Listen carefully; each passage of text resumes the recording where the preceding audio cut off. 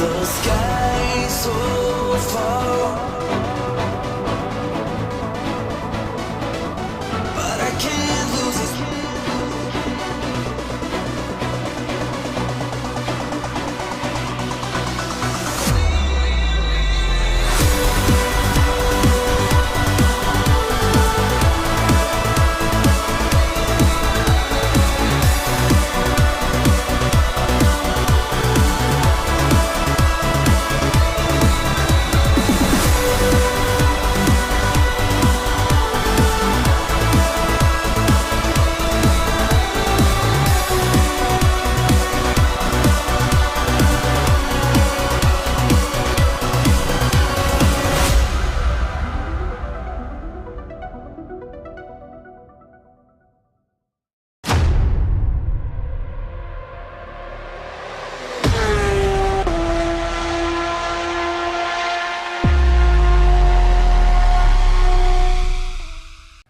Let's be innovative.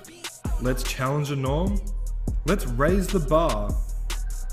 Let's be the elite.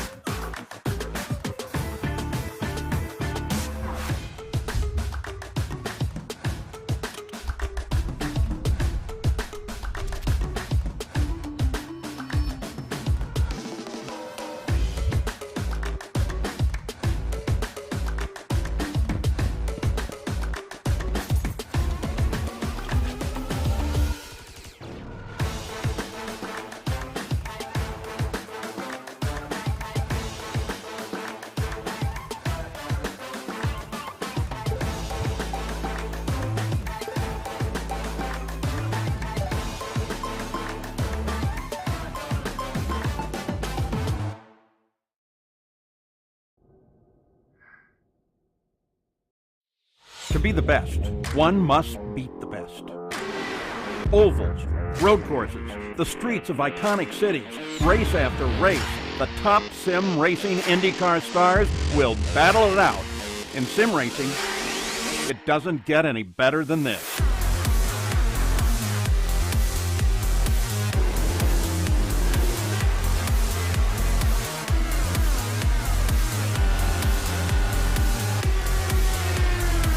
This is their battleground, for the checkered flag, for the glory, for the right to say they are the best.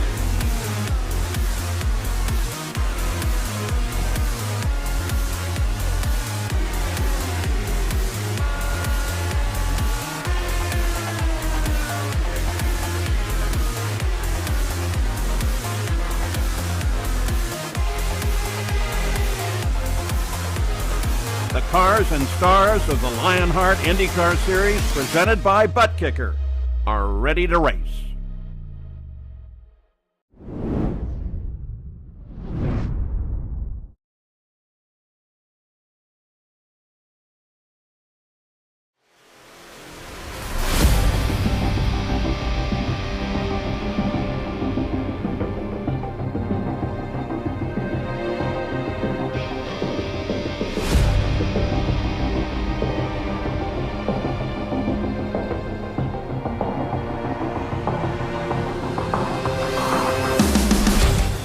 Adam Blocker is feeling the blues as the Lionheart IndyCar Series swings into the Music City. In his quest to win 4 championships in a row, an up-and-down start to the year has left him on the back foot. In stark contrast, Phil Krause has found his groove, and with 4 wins in 5 races, he is standing head and shoulders clear of the rest of the pack.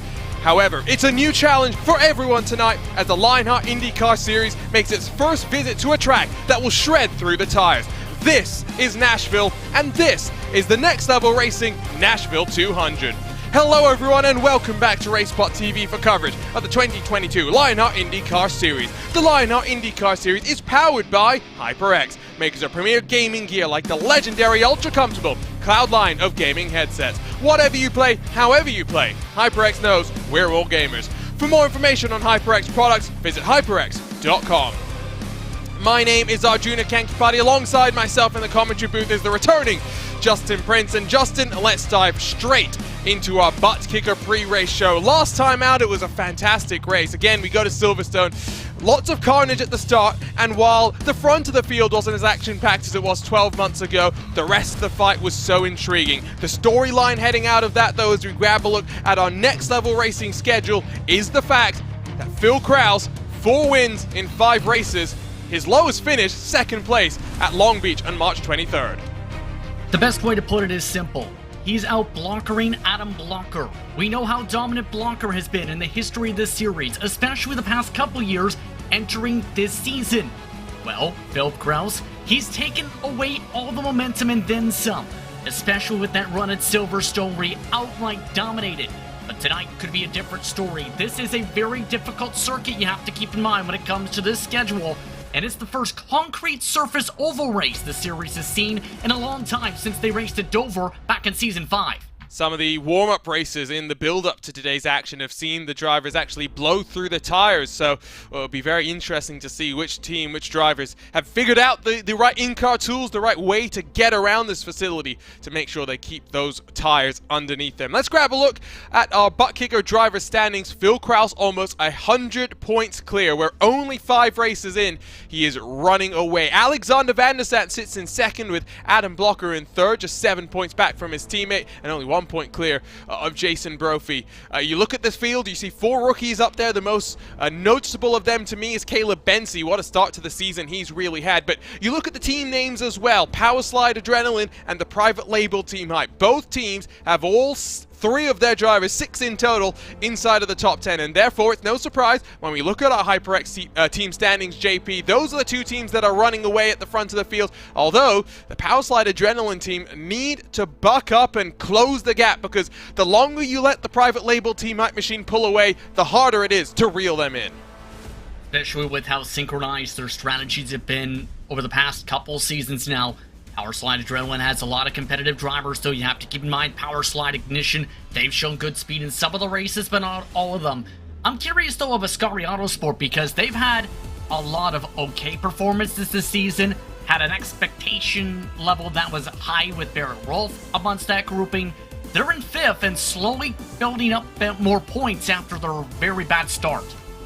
Madworks Motorsports as well have had a good start to the campaign, 30 points clear of that 2nd Powerslide Ignition team, sitting 3rd in these team standings. Let's dial up these butt kicker rookie standings then, and well, Phil Krause, Alexander Van der Sat 1 and 2 in the driver standings, 1 and 2 in the rookie standings as well. We mentioned Bensi and Marquez 4th and 5th. Malechka's not been as consistent on the ovals we think just yet. We'll see if that momentum that we saw from him in the Lionheart Speedway Series truly rolls on for 2022 as we get towards the midway marker of this season.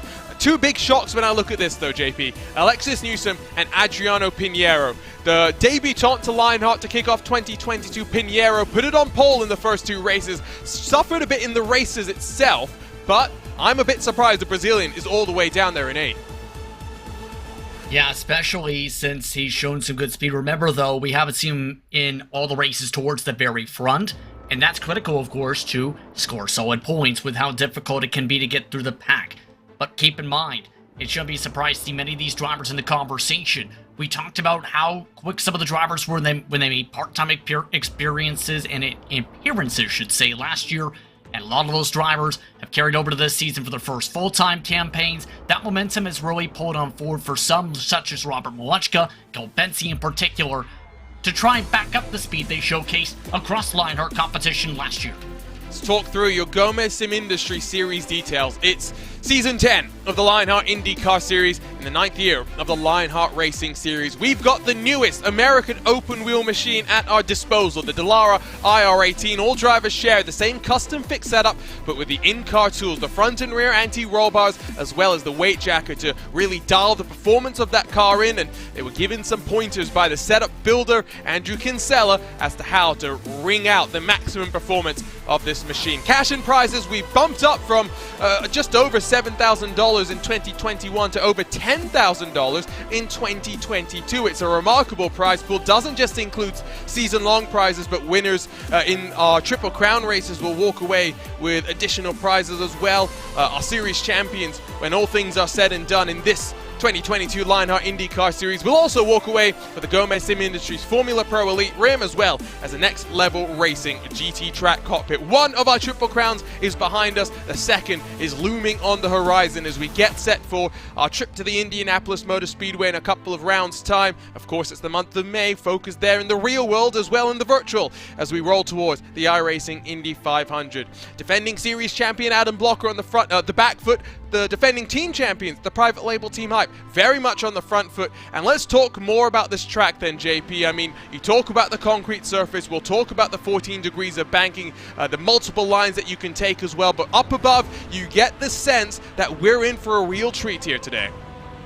It's a very unique track because it's not a mile and a half, it's just under that mark at 1.33 miles to be precise. Those 14 degrees of banking have seen open wheel competition in the past, as recently as 2008 prior to the track's closure around 2011. Keep this in mind though. A few different notes when it comes to the open wheel side. Scott Dixon won 3 straight here at this facility. The final 2 races were impacted by weather, but the main thing also of note when it comes to this track in general, it's a circuit that had a revitalization here in Lebanon, Tennessee. It was closed for 10 years before it reopened for competition in 2021, with the NASCAR stock cars making its appearance here. It used to be a track owned, in fact, by the same group that had Dover Motor Speedway, as it's now called, a part of its grouping.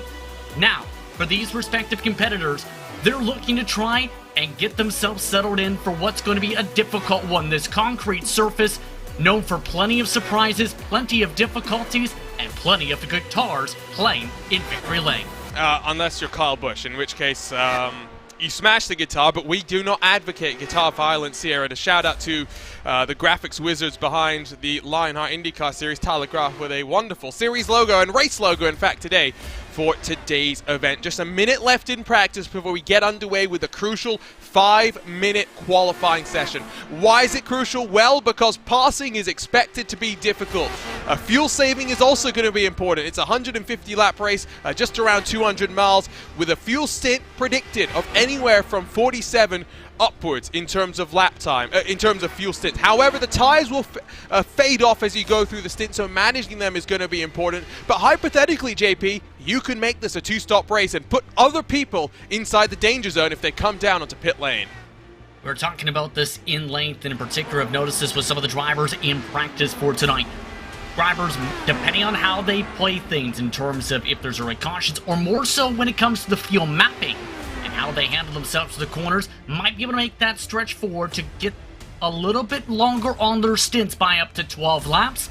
I think that's going to open up the potential range, especially with this different circuit. But the difficult part of that, Arjuna, will the tires last? Because here's a major thing when it comes to concrete surfaces, especially in the ovals, when it comes to this type of car, and in oval racing in general and iRacing. The tires tend to burn out more on the concrete surface, and that tire wear may lead to tire punctures. So history to be made here today. The first time the Lionheart Racing Series visits this track. We'll see the Retro Series visit in a couple of weeks' time as well. But 5 minutes on the board, a first pole position up for grabs here today. 4 drivers, have taken pole this season. Adriano Pinheiro, the first 2 rounds. Alexis Newsom at Kentucky at the end of March. Jason Brophy in the first of our Triple Crown races at the Tricky Triangle, the Pocono Raceway. And of course, Philip Kraus put it on pole just a week ago in our second of our road course races in this 2021 campaign. We'll take a look at the track, we'll take a look at the cars out on qualifying, and you already see it's gotten dark here. The clouds have covered the track, and that means you're more pedal to the metal. You've got to risk it for the biscuit, as they say. Absolutely, especially if you want to get yourself to the top of the board. Robert Malechka to the third and Jay Brandt, for example, tied themselves in practice with the 23 flats. Here's a thing to consider. Different racing qualifying sets for this round as well, so those drivers better have made sure they practiced with both of those setups. It's big series to make sure they know exactly what they need to do when it comes to these qualifying laps, especially since it was discussed for the drivers last round. Track position expected to be huge here today. On board with Alexander Van der Sant, who's gone relatively slow on his first lap to try and build up for lap number 2. To the line he comes to finish his qualifying session, a 23.108. It's not good enough for the front row. Instead, for now, it's provisionally up to 4th for the driver that debuted at the end of our 2021 campaign. Phil Kraus rolls off pit lane. He's building up his momentum. Caleb Bensi, we talked about his run so far this season. He's up to provisional pole, clear of Aaron Morgan by about 0.03 of a second. Look at these margins. Again, a 10th splits, basically the top 10. Seen a lot of times being put in earlier tonight, in particular in final practice by Philip Kraus. He tried several different times throughout the final couple hours before the start of final warm-ups to make sure he was able to get things dialed in. He was around mid-pack in the final practice session, clipping a bit of the apron though in turns 3 and 4, and he's in the wall. Well, that's going to be Phil Kraus starting. Whoa, can he stop it before the line? I think he has. So, in fact, he'll get one more go to get a qualifying lap time in. Pressure's now on his shoulders to roll off and put a benchmark, a flyer in. Alexis Newsom, I think now, another car that's just building the speed. Connor Harrington from the private label Team Hype, only good enough for second. Caleb Bensi looking like he might just secure his first Lionheart IndyCar Series pole position. What a storyline that would be for him. Could he control the pace of the race from there? Newsom builds up the speed. Jay Brandt's gone to 6th as we watch Andrew Kinsella working around the track. I'm really intrigued with the different approaches as Kinsella approaches a bit of the wall, and that will cost him a chance likely to qualify towards the front and have to take a tow down the backstretch. But for some of these competitors, they've been trying that top line, seeing if that would work for qualifying here. Only a few have done it. Others, they've tried to go to the bottom both times around. The main thing to think about, though, it is very tight off turn 4, especially if you nick that apron. It can send you right to the safer barrier. Phil Kraus. For Galvin. Phil Kraus goes top, 23.030, back-to-back pole positions. Caleb Bensi robbed of the chance to secure his first run to the green flag by himself. 2 end-of-line penalties to speak of. Sorry to cut you off there, JP. Adam Blocker, Joshua Chin have it all to do from the back of the field. Still a couple of cars yet to put in lap times. Andrew Kinsella, we saw his struggle on lap 1, still yet to come and put in a lap time. Lionel Kalisto the other, and this man, Robert Malechka, someone that we were expecting a lot more from in 2022. He also had to put in a tow during his first qualifying lap, though. This has to be the money lap for one of the quickest drivers in qualifying in the past year and a half or so in Lionheart. Can he do it? His warm-up was decent in the 30-second bracket to get fully up to speed. Won't be enough. Kraus was able to do it with just about half a lap to get up to speed. Can Malechka the third match him? 15 starts before this, 3 pole positions. Malechka's a flyer in qualifying through turn 4 with the pressure on his shoulders. The 91 dips down to the apron, 23.030 to beat. It's a 23.063. The margins are so fine. 300 dumps him down to 5th position. Wow, oh wow, we've got a race in store for us here today, and Philip Kraus will line up at the front of the field for the second consecutive race in a row. We're ready, though, to stop the talking. We're ready to go racing. Let's go trackside here in the Music City, excuse me. Let's run you down through the starting grid for the next level racing, Nashville 200.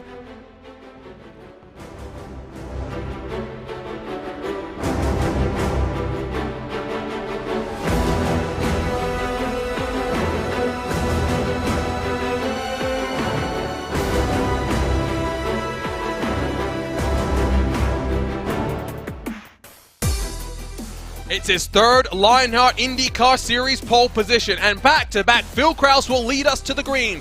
for the private label Team Hype. Caleb Bensi alongside with a very strong opportunity to get his first podium in his IndyCar Series career. Alexis Newsom looks to bounce back from some disappointing form to start the season off, looking to build up the momentum. She'll be alongside Connor Harrington in the number 44 machine. Robert Malechka and Jason Brophy, the two friends alongside one another on row 3 with Aaron Morgan and Adriano Pinheiro, 7th and 8th positions. Rolling from 9th is Mitchell Riggs with James Brandt completing the top 10. Andrew Marquez and Alexander Van der Sat 11th and 12th, while row 7 sees Chris Fowler's Madworks Motorsports number 20 alongside your 2020 Lionheart Retro Series champion in Ryan Otis. Kite Bombers back and Michael O'Brien 15th and 16th, while sharing row 9 sees Mike Rigney and believe, scrolled through just before I saw that, Matt Taylor. Stefan Locke and Brian Beard through the top 20 with Brian Carey and Alex Guyon right behind them. Tyler Graff and AJ Musselman 23rd and 24th, while shotgun from 25th is Tony Shaw and Joe Branch alongside him. Dustin Wardlow and Paul Jenkins behind them with Matthias Kraus and Luis Gonzalez Nunez through the top 30.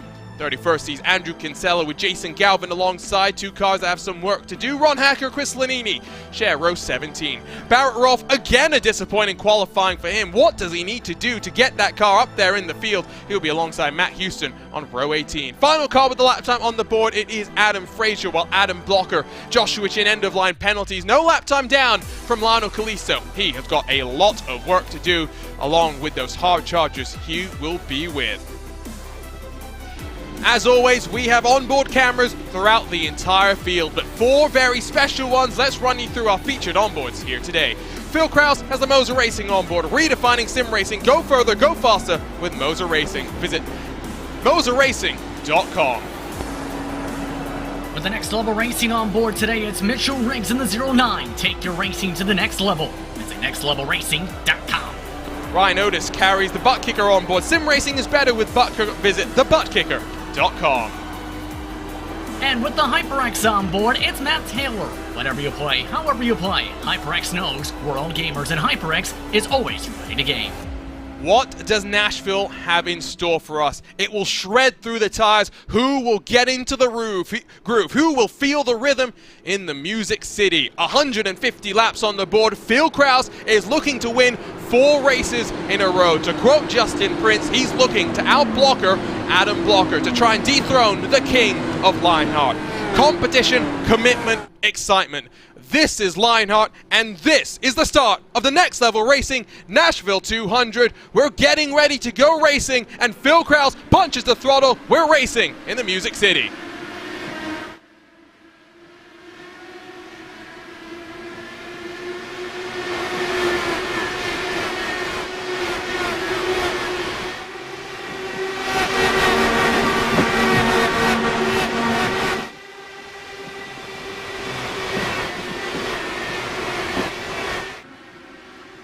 Good start from Phil Kraus. Alexis Newsom already getting past Caleb Bensi. The shuffle for track position starts to go on. Couple of fights too wide. Drivers have to remember, JP, they've got to manage the tires. Newsom and Bensi side by side again.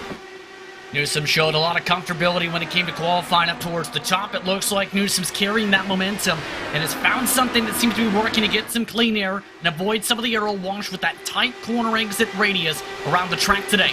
But as we've seen right off the jump, a lot of the drivers, you catch anybody sleeping, they're immediately going to try and go for the jump near 3 wide a couple times already the first couple laps. Adam Blocker is already up to 32nd position. Josh Chin, of note, still down in 37th, so we'll track these two cars and their relative progress. Blocker already gets past his teammate Andrew Kinsella and dive down low on Dustin Wardlow. Finding those pockets of clean air is going to be important. He'll slide back in line for now. Kinsella's the one getting checked up. Here comes Barrett Rolfe. A lot of boxed-in drivers right now, Barrett Rolfe. Remember, he's had a lot of qualifying struggles, especially at tracks like this. Rolfe, though, we know can be fast if he gets good track position. He's had 0 laps so far in the IndyCar Series this season. His contact in front of him. One car nearly hits Blocker as Rolfe tries to dodge it. It's Luis Gonzalez Nunez with a massive save. The Sim Race 24/7 car just about holds on. Now, is there damage to that car? He's slow. Very slow on the outside line. Dustin Wardlow's the big loser in that situation, as in front looks like Hacker and Laninia going side by side. We'll stay green for now. We'll get a replay of what happened there, but up front, Malechka sliding backwards. Here comes Pinheiro, the Brazilian, looking down low. Pinheiro also showed some good speed throughout some of the ovals in the early portion of the season. Homestead comes to mind. Just having a hard time, it looks like, trying to sort things out to get around the 91. Rhythm this track is bearing out. You see the differences already, though. Looking like that top line is talked about with Newsom. Still kicking on in for others. Hearing there might be some drivers with some concerns with some of the shuffling we're seeing from another couple competitors at the head of this pack. You expect it to be racy. Let's grab a look at what happened here. So working down the back straight, it looks nice and tidy, at least for the time being. He's alongside with one of the black machines, and he gets a tap from Dustin Wardlow, and Adam Blocker inches from disaster. Wardlow actually got to the back end of him, and yes, with a lot more speed on Apex right there. Don't think he was expecting that bit of a slower Apex speed from the both of them. If anything, Blocker very lucky.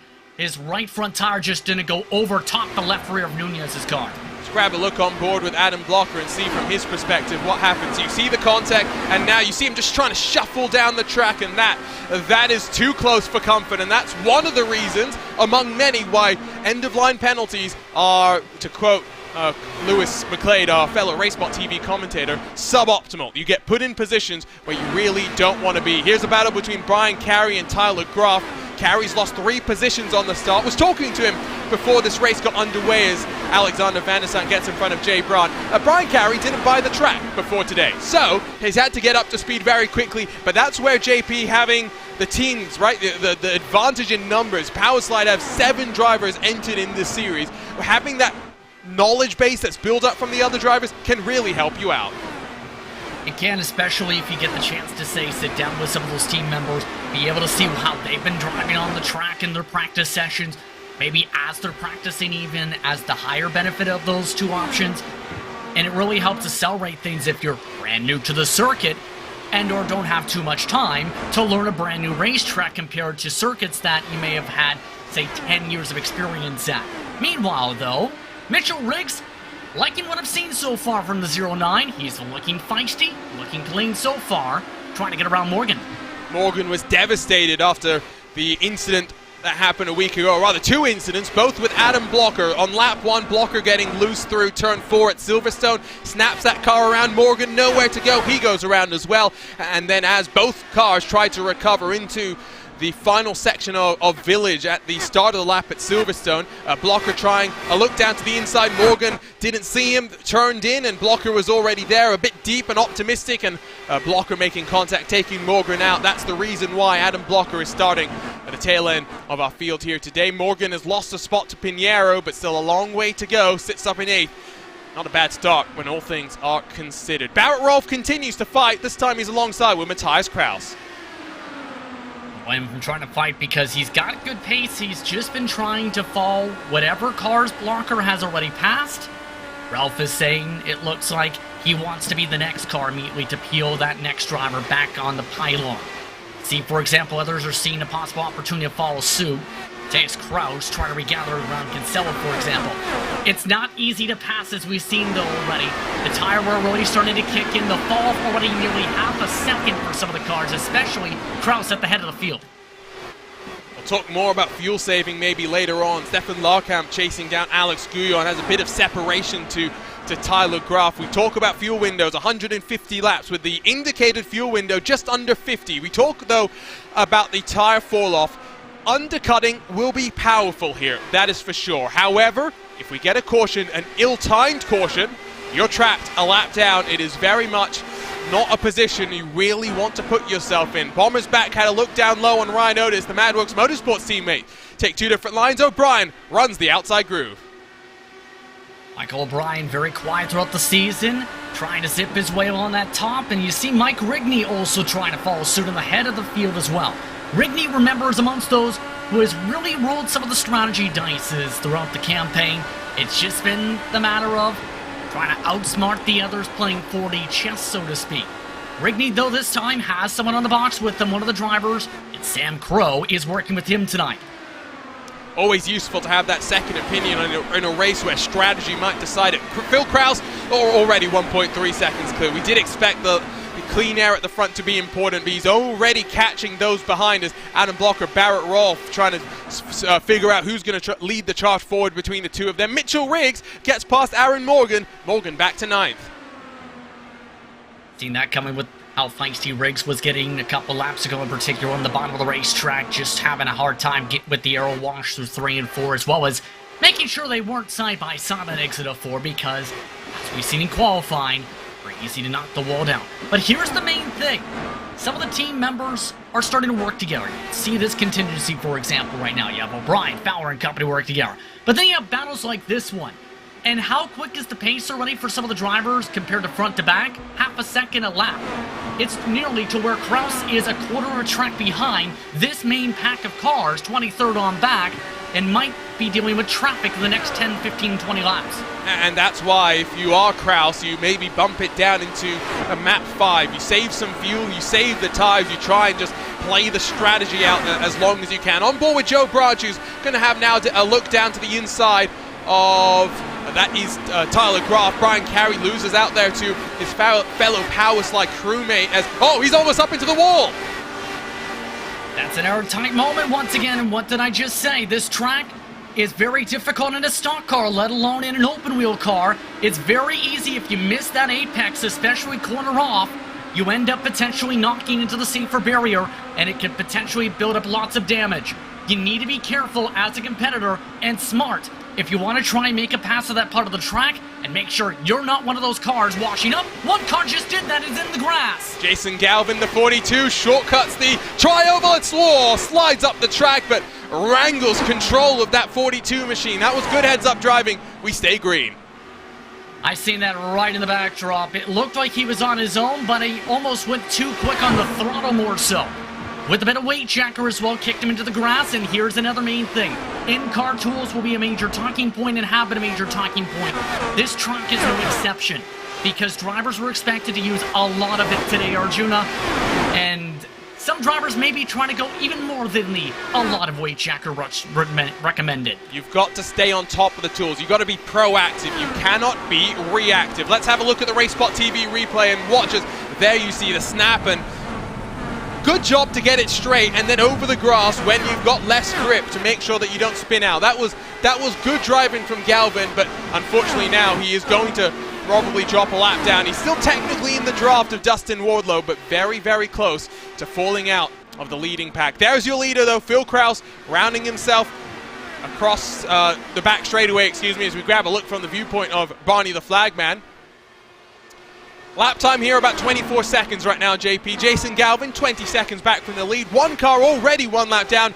Adam Frazier had to, in a hurry, reconnect to the server just before we got underway. Yeah, had some technical issues right before the grid started rolling, and because he had to start from the pit lane and was one of the final drivers in qualifying. In fact, one of the drivers who was at the bottom of those recording times, he had to go the full length of the pit lane. That cost him the full lap by the time he got to the pit exit, compared to someone who may have that same situation and qualify top 10. Looking at a couple different battles in the heart of the field, though, still see the differences compared to lighter traffic and heavy traffic in terms of how some of these drivers are approaching things, but also how some of these drivers are trying to sort things out compared from 7 to, say, 31st. There's a bit of side-by-side just in front of this battle where we are watching Lionel Kalisto. I believe that's Brian Carey again resuming the hostilities with Tyler Graf. Those two seem to have magnets on each other's cars and continue to squabble amongst each other. Matt Taylor, Mike Rigney as well, close with one another. That 0-0 hunting down Matt Taylor. Do watch Matt Taylor. The word from the paddock is that Taylor's been quite good at conserving his tires, and in a tire-limited race, expect him to be the one running some alternate lines as we get deeper and deeper into this run. Already halfway through the fuel window. Barrett Rolfe, Adam Blocker. It's good to see the fighting, but Adam Blocker will be thinking the more we fight, the less time we're catching, the less able we are to carve up through the field. As a matter of fact, these drivers already 17 seconds back, and if anything, their progression forward has gone into a brick wall. Well, talking of the wall, that is an IR-18 that has a hefty dose of damage now that the crew will have to try and buff out. Kraus flies on past, Newsom as well. We've got our first car with significant damage here. And Kraus is also with suspension damage because the reason for that contact down the front, Kalisto got loose right in front of Kraus, and Kraus has a right front tire down with the chassis. Massive trouble out of turn 4. This would be, yes, right there. A little bobble with the weight jacker right along the front of Kraus and hard contact for the both of them. Yeah, not much the German could do, and if he is in Germany, it's a late night for him. Won't be thrilled with how that, or early morning, depending on how you look at it, won't be thrilled at how his race has potentially been ended.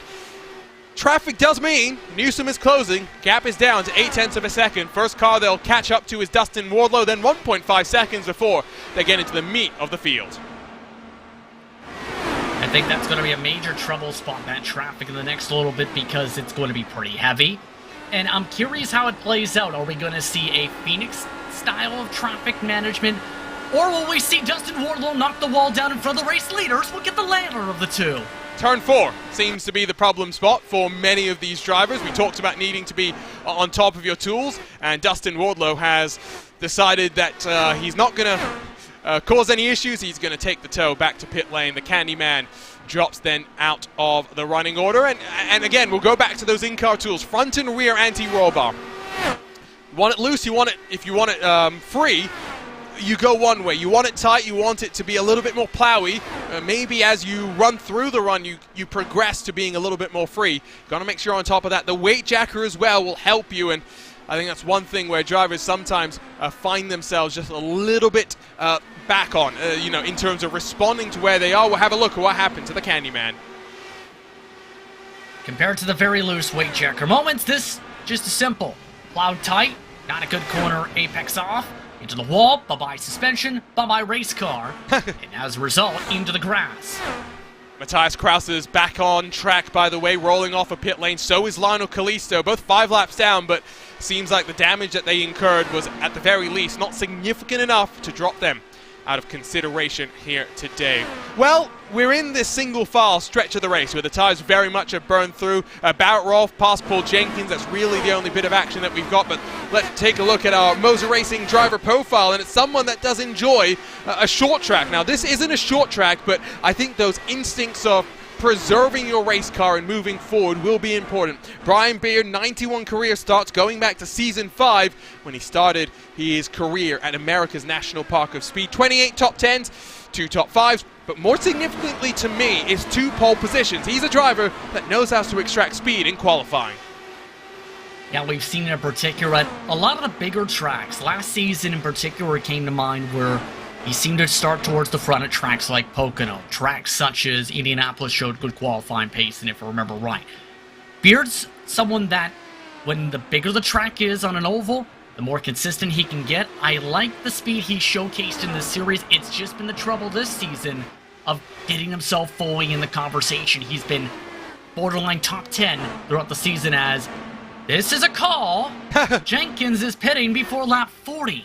This is a call, now is it the call? He's banking that the undercut basically is going to work in his favor. So he's going to box early, get some fresh Firestone rubber on his car as Joshua Chin boxes out Andrew Kinsella. Chris Lanini's going to try and look down low. It's the last time that we'll see Andrew Kinsella as a competitor who is not married. This coming weekend, he's got his nuptials as he marries his fiancée Sophia. Sophia's watching. We wish you the best as all. Brian Carey, Joshua Chin almost made contact. Carey up into the wall. Does this bring out the caution?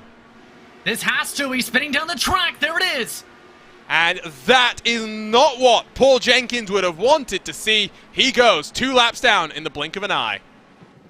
And it just looked like things were okay after the 3 wide. If anything, a very slight graze from Chin. And then, here's the weird part of all this. Carey about 5-6 seconds later almost, 3 seconds later I should say, just then goes straight up the track with a little wobble. That's enough to catch him off guard, and up into the safer barrier he goes and completely destroys the car. Now I wonder if there's any damage to his machine. So let's ride on board with the Canadian as he works into turn 2. Ooh, I think what happens is he lets off the steering in reaction to what he thinks is about to be a 3-wide moment on the entry to turn 1. And by the time you turn back in, this track is so high commitment, so high speed, it was too late to do anything about it. Yeah, you see, here's why he was under attack here. You already had Tony Schowen trying to take a peek. You had Joshua Chin the past couple laps trying to run the Darlington line at Nashville and making it somewhat work in the 30s. And then right about here, they grazed just a tight bit there. Everything looks okay. And then Right there, he just has that wobble that sends him a little bit too tight. That one little reaction where it goes from normal steering to straight is enough to just send him right into the wall. To be fair, now that I've looked at it from up above, I don't think he was opening the steering. I think he was forced to open the steering. Not much that Brian Carey could do, but the field will come in. Paul Jenkins will get 1 lap back. Will he get 2 laps back? I don't think he will. Who wins the race off of pit road? It's an important time to execute on pit lane. Phil Krause is going to be close with Newsom, but Newsom will slot into second. Bensi third. Harrington fourth. Brophy, then Malechka with Pinheiro behind him. A car spinning on pit lane. Now, who is that? Joe Branch. In the middle of the pit lane, too, and is still trying to get going. This has just turned disastrous. When it comes to Branch, he was having a decent run before the caution. Is that Joe Branch? I think it is Joe Branch. Or whoever that is in that sequence, should say. There it is. I thought black and orange has got to be Joe Branch, and it was. Let's have a look at this one. I wonder if there was contact or if he spins it by himself. So it's going to be on exit. He's going to drop off, get on the power, and I think just going to light up those rear tires and sloop it around right now. Let's take a look. There he goes, already spinning. And yeah, there you go. And then just lights it up a second time. Wow. Tony Shelton lucky he didn't T-bone the side there, and then it's an venture to get back going. To put it simply, for Joe Branch, he puts in sim, whoops. I get the feeling that actually what happens is he lit up the rear tires, got them heated up when he initially dropped, and then by the time he got back onto the power, let's just say the tires didn't like it. You're exactly right on that matter, because you light up those back tires, catch a bit of a slide, then in some cases it comes up in particular during, say, an accident where you're getting back going up to speed after locking it up and getting back rolling. You end up thinking, oh, we're stable, let's go back on the gas. You light them up again, you end up spinning even more so, and it usually ends up being the bigger of the two. Reminder, you're watching RaceSpot TV and ESTV for coverage of the Next Level Racing Nashville 200. A shout out to Next Level Racing, who do some fun stuff with us. Couple of, feels like weeks, but in reality it was months ago. Next Level Racing, Team Fordzilla, and RaceSpot all teamed up for Fiesta Showdown at the Crandon International Raceway. We took the Rallycross cars, we took some Team Fordzilla Pro esports drivers and matched them up against the community. We matched them up against some influencers, and we had a blast at Crandon, leaping those tiny little Rallycross cars that are track designed for the Pro 4 and the Pro 2 trucks to go jumping up. Keep an eye out as well. There may be more things coming up on the horizon. We'll get back to green, working lap 45, but crucially, we didn't see green flag pit stops other than from Paul Jenkins. And the reason why I bring that up as significant, JP, is drivers have been told they have to enter pit lane on the entry into turn 3. They must use the access road. That is every car, whether it's a pit stop under green, whether it's a pit stop under caution, must use the access road. And for those who may have not ran this track before, may not have gotten the chance to practice on that type of configuration sequence before, that can be very difficult, to say the very least. So you have to be smart when it comes to that, as what is going on here? Looks like some confusion as Luis Gonzalez Nunez and company is dropping back. Now, I'm not sure exactly where the pace car deployed, who it caught when it rolled, but maybe a bit of confusion there as lights are off. We're back to green this time around. So from here, you can make it with one more stop. How brave do you want to be? How closely have you been watching your fuel numbers? What can that right foot of yours do in conjunction with the engine maps available? Phil Krause has led 44 laps. He'll bring us back to the green on lap number 45. A long old hold. We're back underway at Nashville. And caution again. And it looks like they're trying to resort things, and a couple drivers may have nearly stacked up trying to sort themselves out because of what was going on out of turns 1 and 2. I don't think the wave around cars got the wave around from the iRacing pace car. So that's why they were dropping back. I was very confused, but now I wonder, does this require some manual intervention from our team of race control? George Anzaldo, Mark Cohen will be watching on and making sure that we've got to figure out what's going on here. But at the very least, they weren't sorted out, Arjun. If they started the way they were, it would have been a tough spot because you had 6 or 7 cars and nearly in a dead stop at the bottom of the racetrack. And it looks like they're trying to sort things out here. Yeah, now they might have to extend it. There it is. Lights back on. And they've stopped it. They've completely stopped it as well. As in, stopped the cars out on track. Bit interesting of a scene, but first time we've come to Nashville in Lionheart competition. Things are going to be learned as the pace car decides that he's no mortal man. I've been rewatching Lord of the Rings. For those who watch The Return of the King, it's almost like the Ghost Army there. But we'll rack them up, we'll stack them up again. We'll hopefully get underway, I would guess, on lap 47, JP. Gonna be a bit helpful for some on the fuel, maybe, in regards to trying to make things simpler in that regard, but if you're some of the drivers who had pit before that caution, you're thinking, I wish I had better luck at this point. That's the only best way you can put it. And now, the driver's getting a chance to regroup with the clouds gathering up and the one-to-go signal again on the track. Let's talk about the weather very quickly. It's relatively warm given what we're seeing in terms of that cloud cover, because it's a very cloudy day here just outside of the city limits in Nashville, Tennessee. We're just after lunch here in as you like to say, JP, iRacing Day, 15th of May, the default day for all iRacing events. 30 degrees up in the air, 43 down on the track, which it won't be helping the life of those tires. It's a cool wind, which is nice to see. That humidity, though, does stand out to me. Yeah, the 10% humidity I found surprising. Very dry, let's put it that way, in terms of that humidity. In turn, it's really skyrocketed the track temperature a little bit. I think if you have it more, it would be even higher, let's put it that way, though, if you were at, say, 56% humidity. By the way, just got confirmation from race control here through the sim. They will be giving the drivers who are supposed to get that wave around before that restart, those waves, it looks like. Frazier, Nunez, Jenkins will get that opportunity right now. And there they go, lights back on the pace car as well, so the advantage of manual race control. If sometimes our racing does stuff wrong, we can correct it. We can get back underway with the order as it should be. So we started with 40 cars, 2 have retired. Dustin Wardlow, the first, after his plowing moment through turn 4 as he mowed down the wall. Brian Carey, 3-wide situation, did not work in his favor. Joshua Chin had an end-of-line penalty coming into this race. Will he have an end-of-line penalty heading out of this race? And has Adam Blocker just had a technical issue? He's dropping down the timing screen. A driver that's had almost no luck to start the year off, Justin. Well, our defending champion continues to be on the back foot. I think you're right. This may have been the worst case scenario and then some. Yes, can confirm a very quick technical issue for Adam Blocker. And even if he didn't have it where he was still on track, he might have been going straight towards the wall because of the technical issue. In other words, Adam Blocker's season has just been flipped upside down, and the first time in a long time, I think, Arjuna, he'll be having to use a drop for a DNF, possibly. Usually Adam Blocker's drops are with his commitments trackside with the NTT IndyCar Series. What's going to happen? And his championship hopes continue to hang in the balance. Will we get underway this time around? The pace car's off. Again, the field's in control of Phil Kraus. It's a long hold once more as he waits to get us back underway. We're racing again in the next level racing, Nashville 200.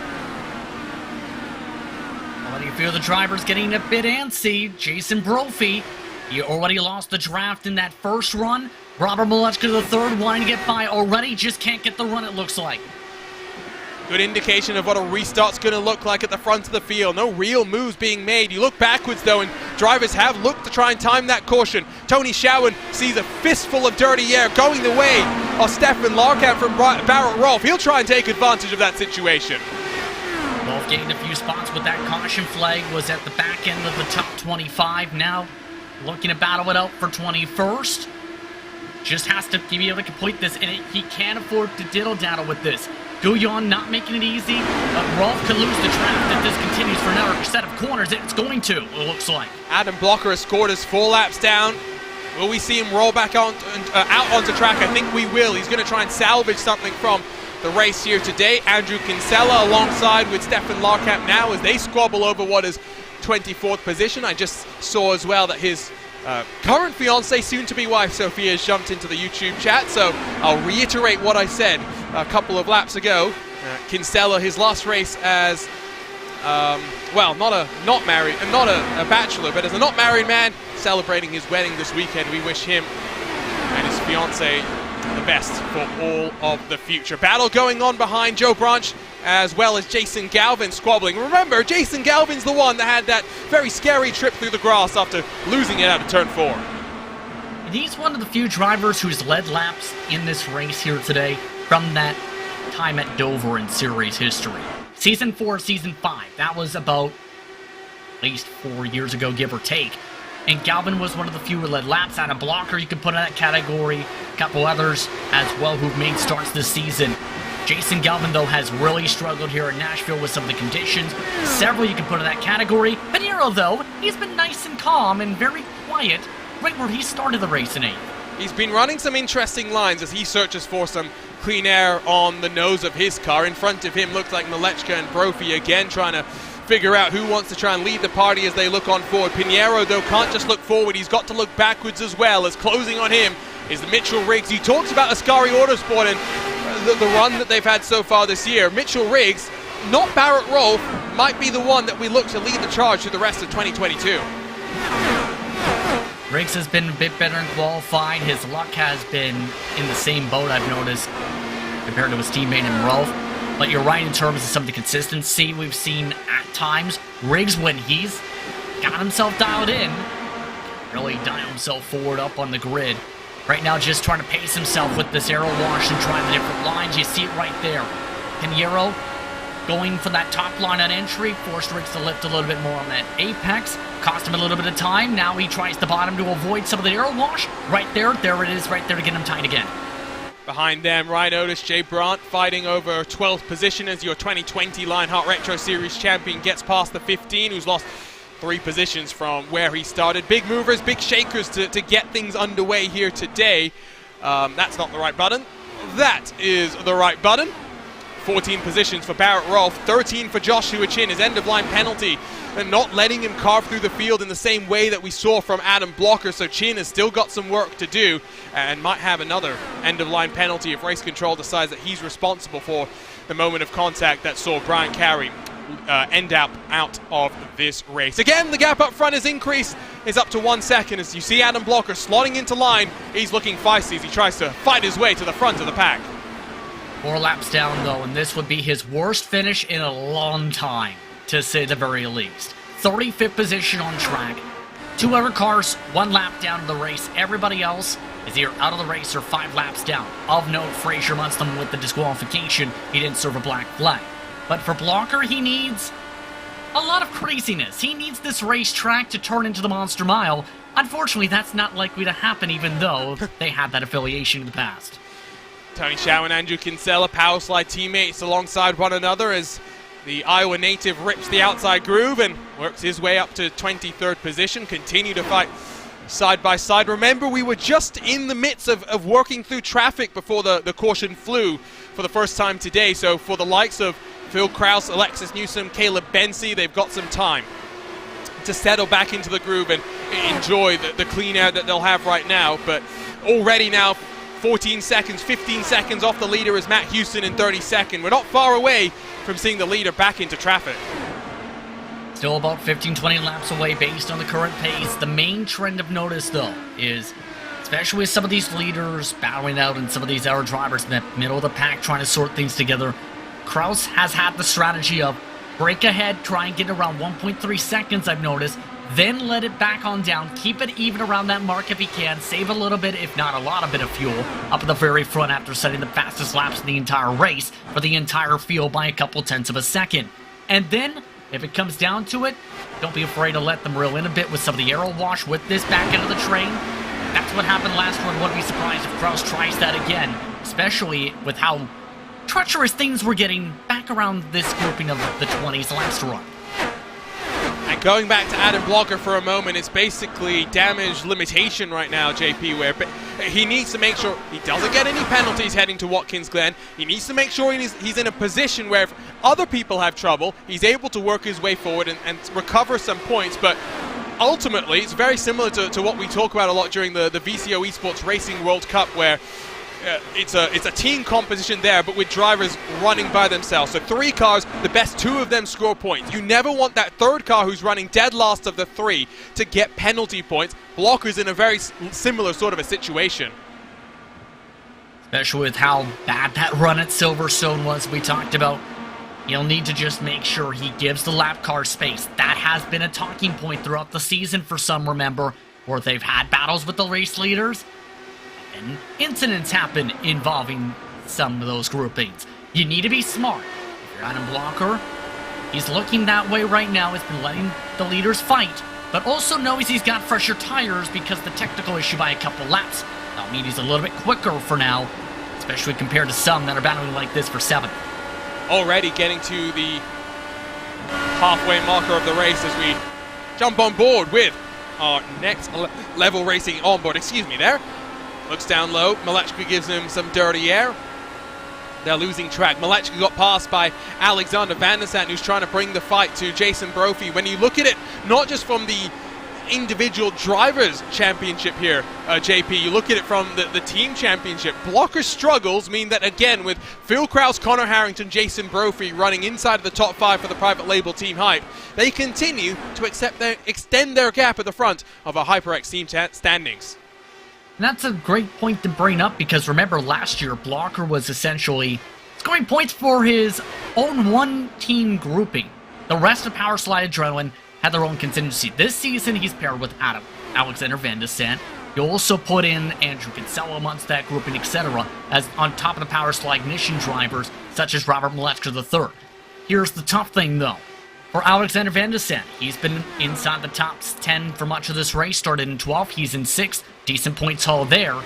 But outside of that, everyone else who is amongst that part of the garage for Power Slide has really struggled today and are outside the top 15. Kinsella has really struggled too in 23rd.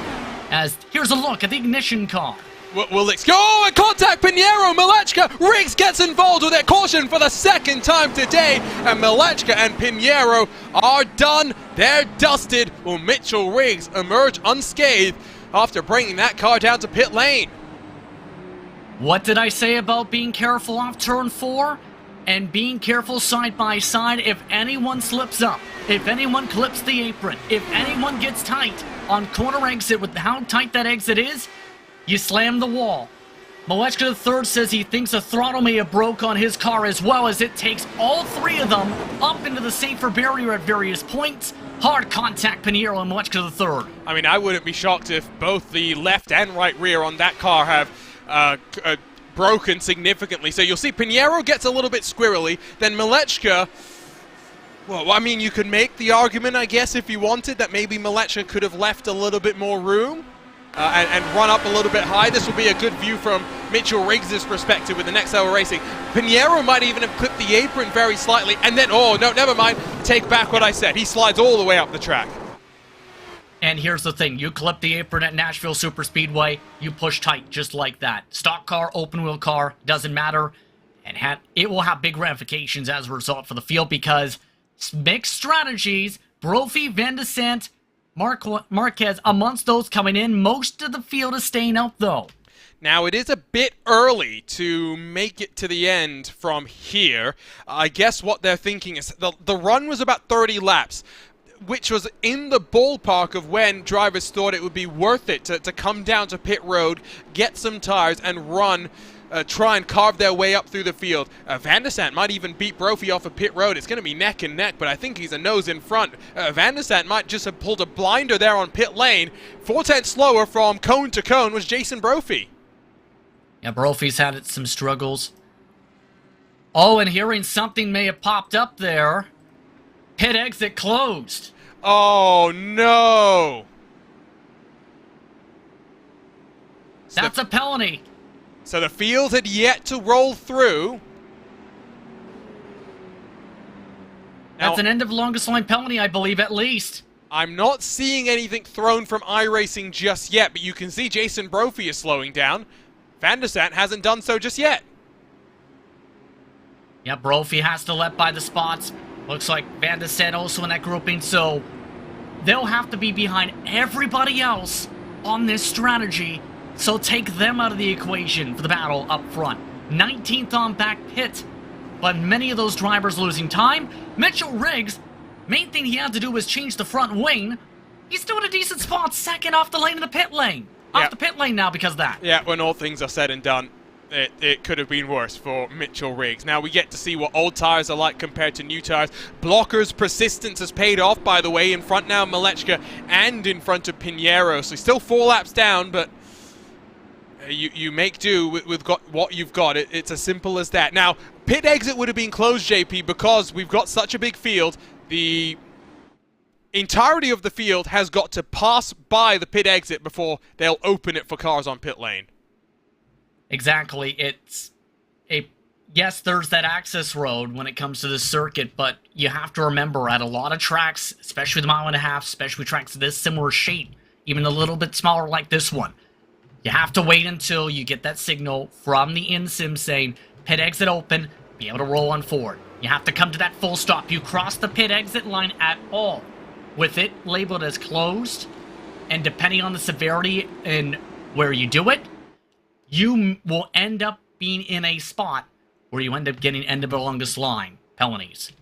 So we're looking at, what, a 78 lap race or so from here. Now, of course, by the time the lights come off, it will be slightly different. But if you are a car that is yet to box, you're looking at coming into pit lane in probably 10 to 20 laps time, from which point you could make it to the end, but with fuel saving. Whereas if you're one of those cars that is boxed, you could split this into a one-stop race from here, and a pretty comfortable one-stop race, with plenty of wiggle room on the strategy too. Exactly. And while it takes a lot of thinking and process how this could break down, especially if you're a strategist at this point, track position has been paramount in this race, yes, but here's the major thing. If you can get that benefit of having that strategy to be able to equalize amongst everyone else, I think you're golden. If you're those drivers 19th on back, you're hoping it stays green, obviously. You get a caution right before they would have to pit the drivers, though, all bets are off. What we'll say is you never trust a couple of things out of a commentator's mouth. Their strategies, or sometimes every single word that we spout. But the reality is the second caution will come to an end. The third, technically, if you want to put it that way. Phil Krause has still led every single lap here at the Nashville Super Speedway. A much earlier jump. We're back underway. The next level racing, Nashville 200. And this time it's Connor Harrington, who is close enough to try and put the pressure onto Caleb Bensi. Trying to use that top lane with some momentum on the back straightaway. Here it goes for the switch. Momentum on his side. Can he slide up the track as they throw into turn 3? Harrington arcing the corner a little bit extra than you would do normally, just trying to get the exit corner momentum, but Bensi should be able to hold on, at least for the time being. Harrington not giving this up. I think if you're Harrington, you're absolutely thinking of opportunity, but Bensi has that preferred line, it seems, for that exit of turn 2 to make passes. And that's really hurt them, both of them. They've nearly lost a full second of the race leader. A little feisty behind them, as we've seen all day, though. Very difficult to pass. Jay Brandt clipped a bit of the apron nearly to the wall. I did hear a bit of contact. We see Adam Blocker in front of Aaron Morgan, Jay Brandt, so this is probably not a terrible situation if you're Morgan or if you're Brandt. You have one of the best of Lionheart in front of you, and maybe you'll be able to use him to work forward. Blocker's on pretty fresh tires in comparison to the rest of the field. Yeah, that's going to be intriguing, too, to consider here. Blocker has a little bit fresher tires, to correct myself real quick on that point. But here's the tough thing. He's going to still need plenty of cautions if he wants to get in the conversation. But as we've crossed the halfway point, anything can happen in the Music City. It's been a crazy race, but a tire-filled strategy race as well. Halfway through the next level racing, Nashville 200. You're watching RaceSpot TV and round 6 of the 2022 Lionheart IndyCar Series. The run to the checkered flag coming up next.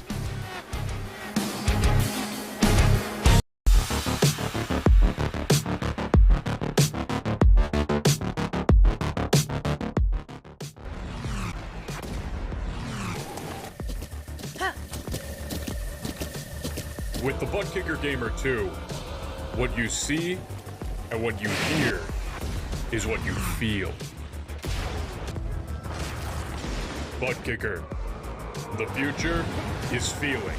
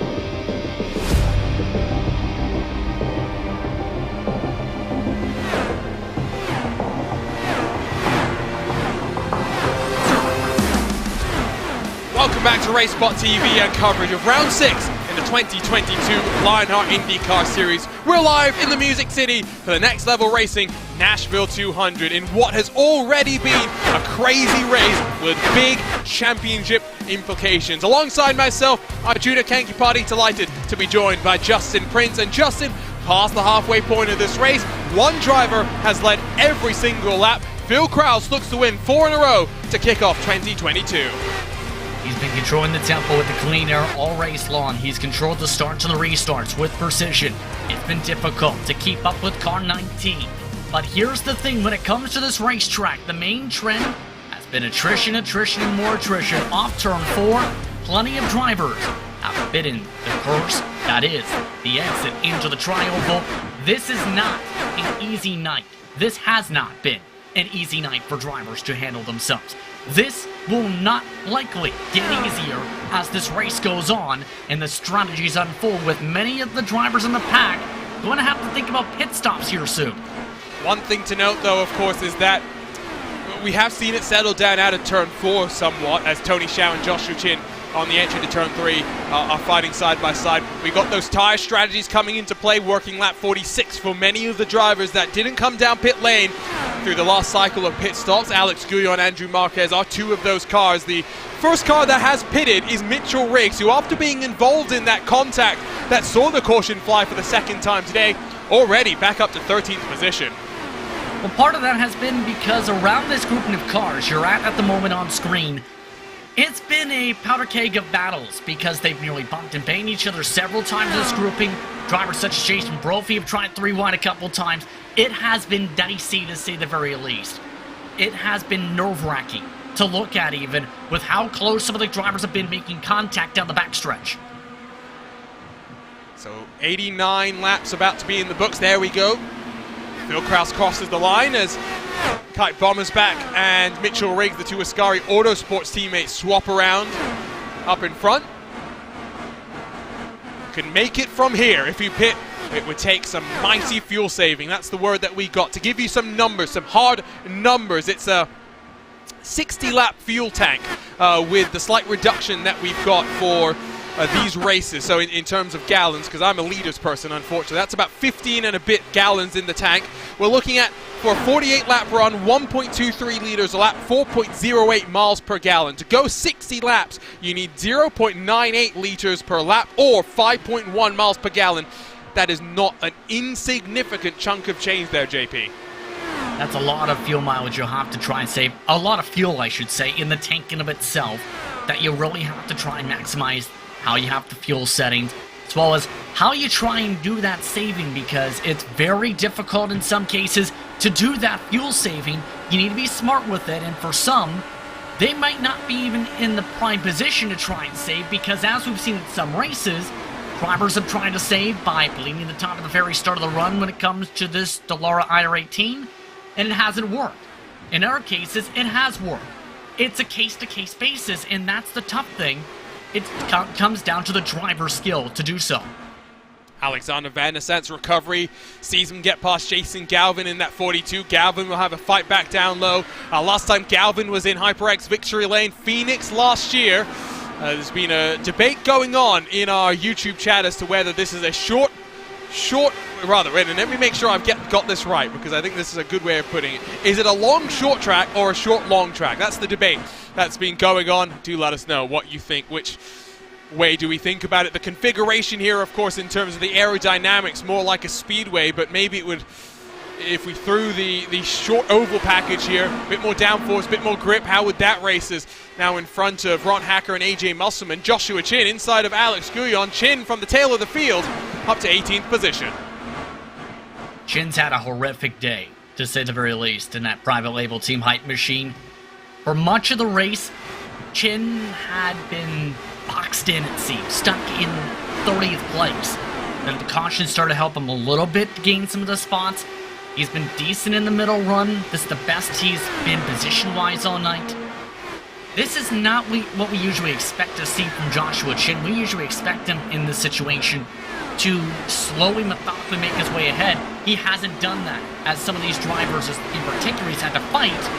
Well, they've been really not wanting to be passed. No, Tony Showen doesn't want to be passed by Jason Galvin. It's a momentum race right now. We're not talking about swings and roundabouts. We're talking more just who's going to find that right line. In some ways, it is racing very much like a speedway race on the stock car side of things. Which lane are you in at the right time? Where do you find those clean pockets of air? As the muscle man trying to defend from Alex Gouillon around the outside in that Raven Lavoie Motorsports machine. Yes, indeed, a little dicey still in Mondstadt. Trying to think things out smartly, though, when it comes to how these cars have been trying to fare out. There's been near contact amongst them a couple times with how dicey it's been. Gouillon, good on the short run in terms of positioning, but he's been falling off. In fact, he's the last of the drivers who did not come into pit last caution, should say. And right now, he's falling back and then some. In fact, a lot of the drivers who stayed out the previous caution, that tire wear really starting to pop up a bit here. Adam Blocker onto pit lane, so he should be able to make it from here to the end and salvage some points after a technical issue dropped him out of the race. Phil Krause is coming, and coming on fast in this challenge for not just the championship, but for the consecutive win record. We mentioned it at the start. Phil Krause currently out-blockering Adam Blocker. 5 wins in a row last year for Adam Blocker is a Lionheart record to start this year off. Phil Krause, 3 wins in a row coming into this one, has already finished inside the podium in all 5 of our races. Pit stops underway. Caleb Bensie and Alexis Newsom, the first cars to blink. Second and third spot in particular, and that makes it really intriguing. Can they make it 50 laps? That's going to be the major telling sign. The drivers, even with all the pace laps and some of the craziness that happened during that last sequence of cautions or two, 59 laps, the furthest they can go in that stint. Bombers back amongst those coming in this time around. Also coming in, the race leader in Krause, who had a sizable advantage. Will this work out for him, especially since he has drivers coming out of the boxes around him? First lap's not led by the number 19 machine as he slow rolls it down into the box. Got to execute what should be the final pit stop today, cautions aside. Matt Taylor going to come down to pit, gives the lead over to Michael O'Brien. Nice tidy spot from Phil Krause as he rolls himself off a pit lane. Now, with the undercut being important, have those cars that box been able to close? The most significant, of course, is Alexis Newsom, already out of turn 2. It's going to be close, but Krause in front. Krause still with that sizable advantage. Sean Schwitschin amongst those really trying to stretch it. Michael O'Brien is the only driver who stayed out of the last caution flag, who has sizable track position, who has stayed out in the sequence. Everybody else hit the previous caution, and this is now the major discussion thought. Do you try and go as far as you can in the tank and have that tire difference and try and reel them back in? Do you split up the middle? Do you try and counter? How do you play this? That's the major thought as we see some more drivers in and out. It's Matt Taylor merging back out onto track, getting up to speed as O'Brien will pit this time around. Leaves Mitchell Riggs, Andrew Marquez, Josh Chin, Alexander Van der Sat, and now AJ Musselman as the cars that are in the lead. Of course, they are yet to box. They're working lap 34. And if I was them, I'd consider boxing in about 5 laps time, JP. Get those tires to around the 40 lap margin, then pit with 40 to go. Keeps your tires just a little bit more fresh. That was originally my thought here too, especially with some of the drivers track positioning wise and how much they're going to be losing time in turn. The fresh tires for reference right now. Some of the drivers turning 23 5s currently out of the boxes, 24 2s to 24 5s for those who are still staying out on the 30 plus lap old tires here. So you have to think about how this could play out. By the way, Mitchell Riggs is the best of those who are trying this. He's 3.5 seconds ahead of Marquez here. Although about half a second slower than Phil Krause last time by. These cars are in the danger zone. We should point that out. Phil Krause is a lap down, as is every other car that boxed this most recent cycle of pit stops. If the caution flew now, it would really damage their chances of walking into HyperX victory lane. Alexander Van der Sat has given up, I think, some track position to try and save some fuel, save some tires as well. We'll see how things shake out. They should box, I think, in the next couple of laps. Not much fighting going on at the front of those cars that have already boxed. The big fight is between the Retro Series title protagonists last year. It's Aaron Morgan, Matt Taylor squabbling once more. See some of them in particular still trying to run the very top line. Taylor amongst those who have been very close to the wall the past couple laps. to take advantage of those struggling a little bit, like Joe Branch. Still inside the top 10 amongst the stretching out strategy. Taylor, he's in a very solid spot. I will give him credit, because amongst those who have pit so far, he is 6th in terms of that strategy choice. I think Robert Malechka has called it a day. I can confirm he had some hardware difficulties and was able to get it reset, but 14 laps down has decided it's not worth fighting. The next car in front of him, 8 laps adrift. Aaron Morgan getting past that lap traffic gives him some separation from Matt Taylor for the time being. Mitchell Riggs continues to lead, but now last time around was 2/10 off the pace compared to Andrew Marquez. And the difficult thing for Riggs is going to be in that 09 machine, JP, that he's not got the benefit of clean air anymore. He's got some traffic that's in front of him and trying to work around. Phil Krause has already got his lap back. Next in line will be Alexis Newsom. Not as close compared to some drivers have really had to deal with. It's, if anything, a small whiff of it at this point. I'm not panicking too much if I'm Mitchell Riggs, but here's the thing. If there's a caution flag, it absolutely puts him in a great prime spot here, and that's, I think, especially with how his luck's been this race and his team's luck has been all season, that might have to be the play for a couple of those cars. As we take a look at the Hornet's Nest of cars still trying to cycle through, Rigney amongst those.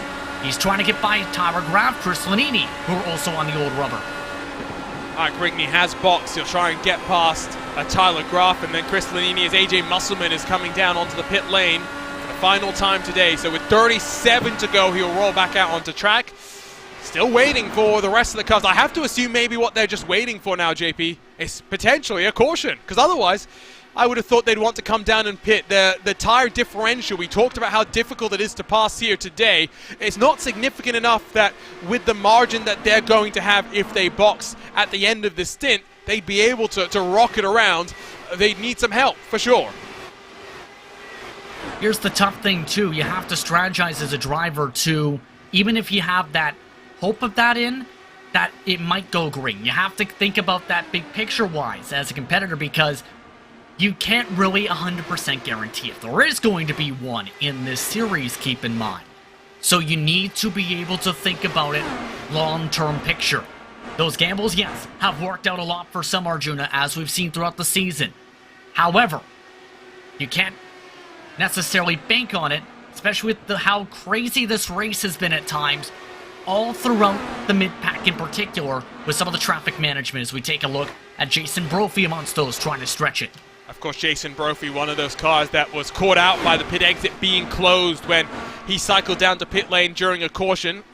Up to 6 for the time being, but has lost track of the other car that he was with in that cycle. Alexander Van der Sande is about, 4 seconds in front, and now Brophy's got a faceful of dirty air. Matt Taylor has sneaked on past. Mitchell Riggs is being caught by Andrew Marquez, I think backing down the pace, just trying to eke out the momentum on this run for as long as he can, but it's settling into a rhythm as we work our way towards those final pit stops for the cars that are yet to pit.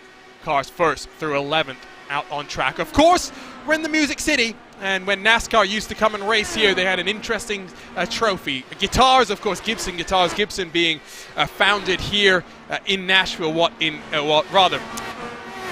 founded in Michigan, but headquartered in Nashville for the last, 30-odd years, 40-odd years, since mid-1980s, if I remember correctly.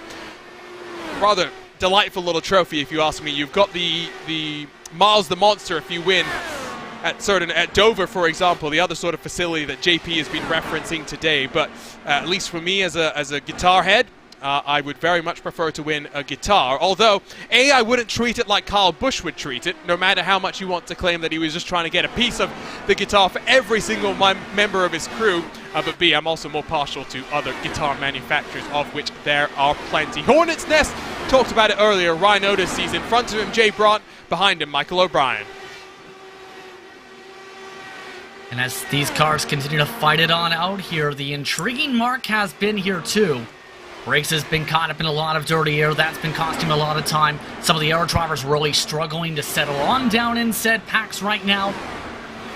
Gonna be where you have to watch. Joshua Chin just came into pit, and he overran the access road and cut into the grass. Now, will he have a penalty? I think he's gotten away with it. Up on the jacks he's going to go. We'll watch the pit stop time for The private label Team Hype number 93 machine missed the last couple of rounds of the championship, drops and rolls. 8.3 seconds, no harm, no foul. I believe this is a track where, yes, the access road is there, but I'm not sure if the sim itself, Arjuna, will penalize you if you don't use it. So that may be something that has to be looked towards as another one comes in, Marquez. So expect more coming in. Larkamp, Branch, Galvin might be amongst those thinking about it soon. It might be race control that decides to ding him. Of course, Stewart's here in the Lionheart IndyCar Series. Let's have a look at what happened to him as Marquez is in the box. There you can see just overshoots it a little bit too hard on the entry into turn 3 and at least gathers it up in time to roll the car down onto the pit lane. Marquez is going to roll off. And where is he going to emerge? That's the interesting thing to me. Remember, Riggs was about 2 seconds in front. Marquez, at best, I think, is going to emerge behind Andrew Kinsella. The tire delta, about 20 laps between those pitting now and those who have been out there for a while. Can they gain all the time back is the major question I think a lot of people have. Mitchell Riggs indicating he's coming in. Galvin nearly just smacked the wall down. Here's a look at the leader, though, who's coming on in. He stretched it to under 30 to go. Will this work out for Riggs with this gamble? Nice and tidy on the entry this time around. Look at him swing out wide. That's crucial. Locking up the tires, not so good. But, of course, those rubber... Oh, those tires not going to matter. Alexander Van der Sat has looped it on pit entry. The 96 with more pit stop struggles. Spins it around. But the 96 car goes back in the running order. You have one driver who takes it nice and gently, has the lockup, yes, trying to get right to the commitment cone. Then you have the other who has the same type of apex, and then just forgets to hit the brake, cuts into the grass, and that snaps him around. He was going to be caught speeding regardless there if he wasn't able to lock it down there. Massive mistake from Van der Sat, and his bad race continues on. He did avoid the penalty in the pit lane, though, at the bright side, because he spun it.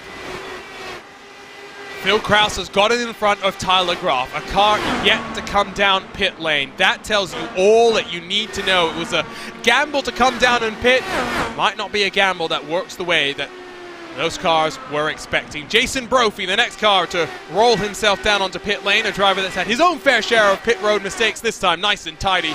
The number 88 Grello machine, I'll concede that it's Grello, at least for the time being, because at least he's managed to enter pit lane correctly this time by. See where he cycles out in a day that was obviously looking good for the private label Team Hype. Still looks good compared to what it could have been because Kinsella, Van der Sat, Block are all struggling in the points, but not ideal, we'll put it that way. Krause now up to second, just Joe Branch left to pit. Absolutely. By the way, Chris Fowler has popped a motor, I think, just now in his pit stall. Meatball flag, he had jumped out of the car and then heard the engine pop, so something's happened to Fowler. We're down to 33 cars running on circuit. Right now, great positioning when it comes to Krause. About to cycle to the lead because Joe Branch is now in. I think Chris Fowler had a pit penalty or something because he had pit and then come straight back in before that motor expired. So we'll try and get word, but I suspect there was pit road infringement that we might have missed for the car that does say cursed on the side. Was it self-inflicted? We'll have to wait and see. 3 seconds, the advantage at the front of the field. Phil Krause is 21 laps away from making it 4 wins on the bounce. At about the same time, a few laps ago, it looks like Much to the Third also had a meatball flag pop out. So engines for some of the drivers who had to get massive repairs in some cases going away. But for Krause, he gained 2 seconds throughout that pit cycle over Newsom and Bensi. Back 3 seconds separate those positions per piece right now. 20 to go. Krause just needs to stay out of trouble here. Some lap traffic, but it shouldn't be too much of a factor by virtue of that mistake. Alexander Van der Sat has dropped off the leading lap, but in the trails of Phil Krause, not far behind. The delta on tires, 24 laps between the two of them. Van der Sat wants to get on pass and make sure he's in a position to stay on the lead lap if the caution were to come back out. Matt Taylor, the MadWorks Motorsports teammate to Chris Fowler, runs in 6th. Again, still fighting with Aaron Morgan. That's been a solid fight so far, or will likely pick up even more so. He has Hero on the side of his car for reference. The HyperX on board. He's been quicker than Morgan for the past little while. A 10th of a second last time. A couple of hundredths the past 5 laps. Just needs to set this up right. There's plenty of traffic ahead with Galvin, Lanini, many others feeding aero wash.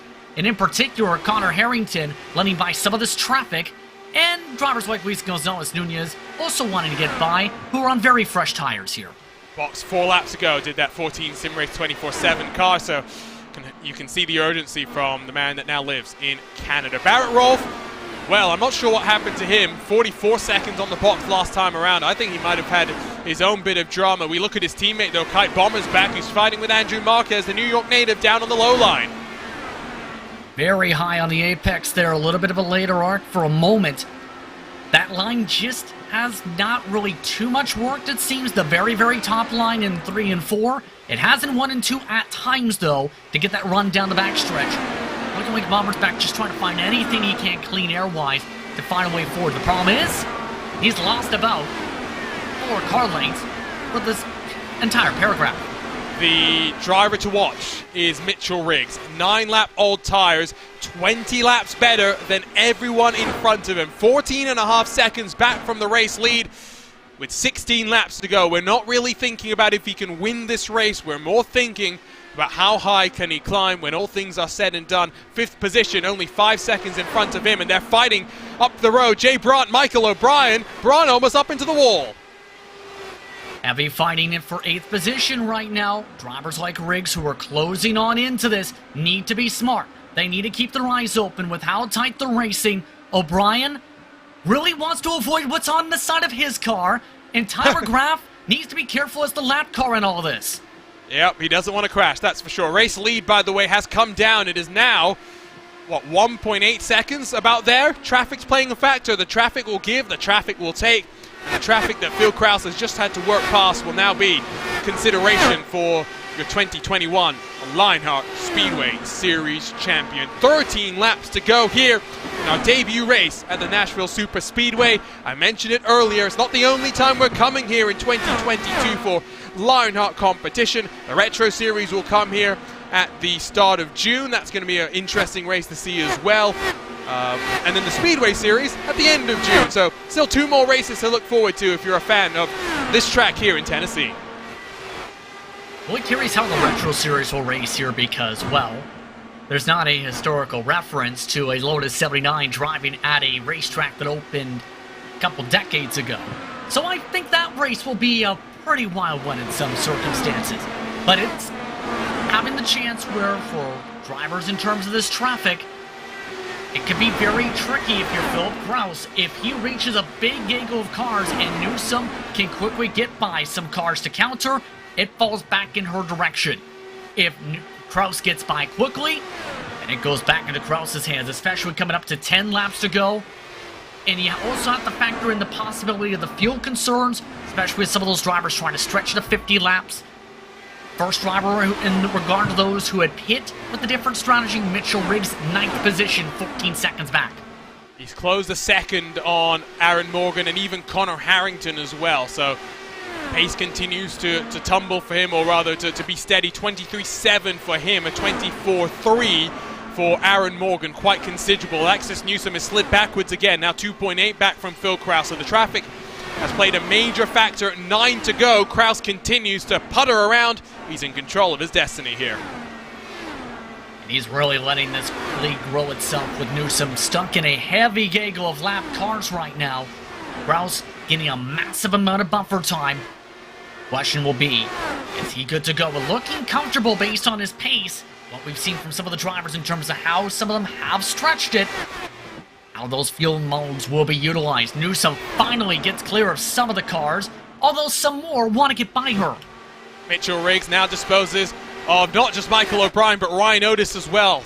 Hasn't closed as much on Connor Harrington, Aaron Morgan as he would have liked. Still 1.5 back with 8 laps to go, but don't count him out of potentially even getting back up into 4th position. What a charge that would be. Jason Brophy fighting now with Andrew Kinsella. Kinsella gets a big old wobble through turn 2, blocks the momentum of Brophy, who takes it 3 wide with Barrett Rolfe and the Ascari Autosport machine. Down low, fresh tires, Jason Brophy will get on through. That's crucial when it comes to the team championship. Brophy's been extremely aggressive in some of these battles after that penalty before. Brophy really wants to get clear, and that fresh tire grip advantage really powering itself ahead. For the private label team Hype Machine coming up to 6 laps to go. Still a bit behind the 8 ball after that trouble for Brophy. But now it's just a matter of close it out, get as many points as you can here, run away if you're Brophy. Mitchell Riggs now 1 second back from those in front as we jump on board with the 09 and the Next Level Racing onboard camera. Look at the lines that he's taking. Look at how he's arcing through the corner, down the gear into 5th as he powers up and rolls off of the corner. Now 1 second back from Matt Taylor, half a second in front Aaron Morgan, and now a full 1.5 in front to Connor Harrington. 5 to go. The target has to be into the top 5. Is it doable is the question. He needs this pace to continue and pass by the cars quickly. And here's something to consider, Arjuna, when it comes to Riggs in his season.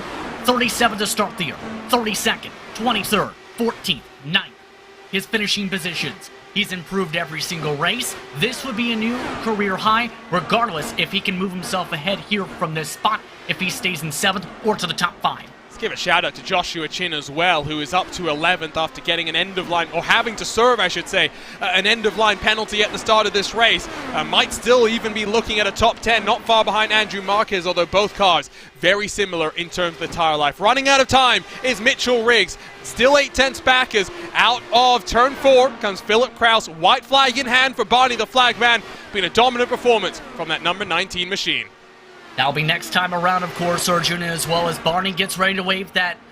And Kraus, he'll just have to deal with a little bit of traffic ahead. He's been nice and clean. He's been growing the gap with Newsom, really stuck in that traffic. Now, just has to close it out, coming to lap 150. Alexander Van der Sat gets past Kite Bombers back. Those fresh tires working to try and recover some positions. But for Van der Sat, he would have been thinking what could have been if not for that mistake on pit lane. Maybe if he had gone for a slightly different strategy. The inaugural trip for the Lionheart Racing Series to the Music City has been an eventful one. 200 miles at the Nashville Super Speedway has seen 3 cautions, but plenty of drama. Emerging victorious and dominant today is Phil Kraus. 4 victories in a row, 5 victories this season. Can anyone stop Phil Kraus on his road to becoming a Lionheart IndyCar Series champion? He wins the Next Level Racing Nashville 200. Absolutely dominant. Kraus has set the series on fire when it comes to its consistency these past few weeks, and he is just 1 race away from tying the all-time wins in a row record with Adam Blocker from last season. Kraus, he's joining elite company. Only drivers to do 3 or more wins in a row now, him and Adam Blocker. The championship gap will be extended. We'll have a different driver in 2nd place as well by virtue of both Van der Sat and Blocker's struggles throughout the course of this inaugural trip to the Music City. Phil Kraus is becoming a regular in HyperX Victory Lane. He gets ready to burn it down at the Nashville Super Speedway. Looks close. He's out of fuel. That looks close on fuel. Don't think we're going to get that. Here we go. There are at least some burnouts, if not some donuts. He'll do the reverse victory lap to cap off a dominant display here today. Let's run you down through your Sim Race 24/7 race results. Phil Kraus almost 4 seconds clear of Alexis Newsom in the factory-backed machine. Newsom's best finish of the season. Maybe signs pointing upwards for her number 53. Caleb Benzie, take a bow. We've been talking and praising him. His first podium in his Lionheart IndyCar Series career improves on his best 5th place finish at Long Beach to start this year off. Connor Harrington in 4th with the private label Team Hype, with Aaron Morgan through the top 5. Some redemption for that 24 car after damage for him multiple times 7 days ago. Matt Taylor, one of our big movers, 12 positions gained in that MadWorks Motorsports number 8 machine, while Mitchell Riggs made the old tires, or new tires, work well, but only up to 7th at the Ascari Autosport car. Ryan Otis, good day for him in 9th, with Andrew Marquez through the top 10. The hard charger goes to Joshua Chin, plus 28 after an end-of-line penalty. He works up into 11th on his return to the series. Jay Brandt behind him, Alexander Van der Sat ruining the mistakes, down in 13th position. Kite Bombers back, the second of the Ascari Autosport machines, finishes in front of Jason Brophy, who had to serve that pit exit penalty that really put to bed any hopes of him working his way forward. He might be slightly disappointed, though, to still finish behind Alexander Van der Sant, given the mistake that we saw from Van der Sant in pit lane. Mike Rigney 16th with Andrew Kinsella, his final race before getting married, down in 17th, but plus 14. Another struggle in qualifying, works his way up in the field. Tony Shaw in 18th with Brian Beard behind him in 19th through the top 20. We see AJ Musselman in the number 54 car for the second of the factory-packed machines. Joe Branch 21st, down a lap in the field with Ron Hacker, Alex Guyon, Stefan Larkamp, Chris Lanini, Jason Galvin, Matt Houston, and Tyler Graff all stranded, one lap adrift. Behind them, Luis Gonzalez Nunez and Paul Jenkins making it to the checkered flag, along with Barrett Rolfe, Adam Blocker, and Lionel Kalisto. Retiring from this race, Chris Fowler, Robert Malechka, and Adriano Pinheiro, the two coming together. Malechka trying to recover, but still ends up in 35th position. Adam Frazier, Matthias Kraus, Brian Carey, Dustin Wardlow complete the graveyard of cars here at the Nashville Super Speedway. What a race it was, our first here in the Music City. That leads us nicely then into our HyperX post-race show, because the Lionheart Racing Series is powered by HyperX, makers of premier gaming gear like the legendary ultra-comfortable Cloud line of gaming headsets. Whatever you play, however you play, HyperX knows we're all gamers. For more information on HyperX products, visit hyperx.com. For the 5th time this year, we head down to HyperX Victory Lane where we find Philip Kraus. Phil, putting it on pole position was the important thing today. How easy was it, or how difficult was it, to work your way through the lap traffic and keep in control? Oh yeah, gotta be careful. I might need to build a house here at this rate. Like, geez, what a start to the season first off. But yeah, it was mostly managing fuel number, managing gap, and it was pretty straightforward most of that race. There was a really messy yellow where the sim wasn't waving by lap cars, and that honestly, that really saved my fuel number, because without that in the lead, I wasn't gonna be able to make it to the end on fuel. I was gonna have to make an extra stop or just let Alexis by. But yeah, it was another really good race for our private label team Hypatica car, and yeah, I just wish it was a little bit hotter, because it looked like that last yellow where a lot of people split strategy in pit, they just couldn't make any ground. It looked like it was a little bit better the final like 25 laps or so, but yeah, I just wish it was a bit hotter so you guys could have seen some better racing today. So, first race here, what are your thoughts? You want to come back here in 2023, or a one and done in your opinion? If it's a little bit warmer, like 15 degrees, I'd give it another shot, but if it's that temperature, I'd probably say one and done personally, but yeah. Well, and next time we go to Watkins Glen. You're looking to tie Adam Blocker's consecutive win streak of 5 in a row. What are you thinking about that? You do get an off week. I'm sure that's somewhat needed. It's been a frenetic start to the year, and of course we're heading into the biggest event of the year, the iRacing Indy 500. Yeah, it'll be really nice to have that off week. Gives everyone at Private Label Team Hype and Team Talent time to prepare for Indy, because we've kind of been slacking on that recently, but we're going to get our heads down, work on that, and hopefully get a good quality in there. But yeah, definitely the off week's great, and I'm really looking forward to Watkins Glen. It should be interesting with the updated scan. Those curves through the bus stop are going to be lethal if the P2 is anything to go by. I haven't raced here in the IR18, but yeah, it should be really interesting, really fun race, and I'm looking forward to it. Congratulations, Phil. The momentum rolls on. From HyperX Victory Lane to Alexis Newsom, second on the track and the best finish of the season for that number 53 machine. Alexis, again, qualifying was important, but the start was even more important. Jumping Caleb Bensi. What happened there? How were you able to get past the 29 car? Oh yeah, I just got a little bit better of a start. It's always hard to start on the outside of the front row. Time it right, so able to get underneath him, and that was basically all the action in the entire race. Well, Phil did mention that if not for that delayed yellow, or the inadvertent not start that we had, he was a bit worried about the fuel number. Were you ever concerned about the fuel mileage there? Were you ever concerned about alternate strategies? Not particularly. I could do like 55 laps pretty easily. Like, it was pretty much the same speed to run in map 3 than 1. So I wasn't too worried about it, even if we went green at the normal time. Well, a good now bounce back after 2 disappointing races. Of course, you finished second at Kentucky. Now it's another second place as well. Hopefully the momentum continues to build. Alexis, we'll see you in a couple of weeks' time at Watkins Glen. Thanks. Good night.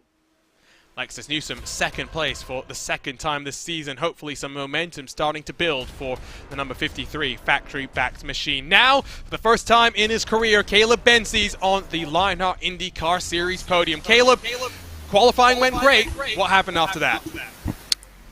Just maintaining, really.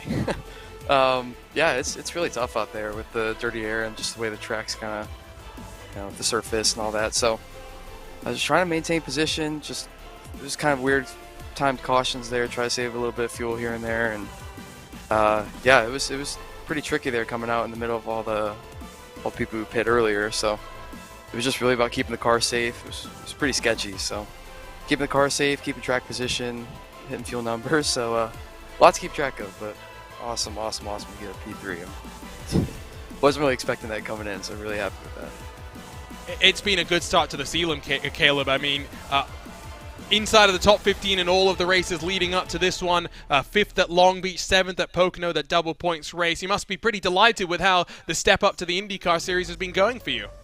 Yeah, for sure. I mean, didn't have a ton of expectations coming in here. Just, race by race, not really looking at any big championship, top 10. Like, just really wanted to come in, just perform well at certain tracks you feel comfortable with. But overall, yeah, this is definitely, honestly exceeded some expectations, which is pretty cool. So, yeah, just hoping to keep the momentum going, and it's obviously a very, very long season. So, in terms of debut rookie, I guess really couldn't ask for too much more. So, just really want to try to keep it up if I can. Yeah, the difficulty when it comes to the Rookie of the Year championship is, of course, Phil Krause is classified as a rookie, so it does make things a little bit difficult there. Talk to us, though, about, stepping up from Speedway. This is a series where you have to master so many different types of tracks, whether it's ovals, road courses, and the sub-disciplines amongst the two of them as well. Where do you feel most comfortable? Where do you expect to see the most improvement over the course of the year? Yeah, thankfully with some other leagues and stuff, I've had quite a bit of experience in both, but yeah, just the intensity of Speedway, and I mean, really helps you prepare for stuff like this, tracks like this. Obviously the faster ovals, and you just gotta be so technical and so precise. And obviously that stuff definitely carries over a lot. But road courses feel pretty good too. But definitely, I know there's some room to improve there. But don't feel like too far off. So just gotta find a little more speed here and there. But overall, feeling pretty good with the car, and like I said, just really hoping to keep the momentum going, because this has definitely been a pretty good start. Well, 2 weeks from now, Watkins Glen, we'll see if that momentum rolls on. Congratulations on the first podium of your career, Caleb. Yeah, I appreciate it. Obviously, got a few people to thank real quick, but yeah, obviously Team Race First Matt, I mean, get me in the series and everything. Got the Monday Night broadcast and Race First as well. 40 Racewear, new SM gear out there. Echo Blade on Steam, new video game that's out. Fawn and Fanny, just custom body care, and honestly, a lot of family and friends I know watching tonight, so big shout out to them, as always supporting and following along. So yeah, pretty awesome night. And thanks to you guys as well for a great broadcast. Caleb Bensey rounds out our podium interviews in our first trip to the Nashville Super Speedway. I think the one thing that I'm seeing in the paddock right now is some frustration. I think Phil mentioned it, Justin. The cooler weather conditions that we saw made it a little bit more difficult for worn tires to slow the car down and to allow those alternate strategies to be an effective tool. But still, it was a fun, challenging race, and that's what we do like about the diversity of IndyCar racing, American open wheel racing, is that diversity. Absolutely, and I think this racetrack brought a lot more intrigue than some may have even expected, even when you factor in the weather side, because you still had a lot of fair chances for some passes to be done. You had to be feisty to get some of those jobs done. It was difficult to make passes in contrast, though, around the circuit. You had to be smart with how you prepared yourself around the circuit. You had to be smart with how you managed the traffic.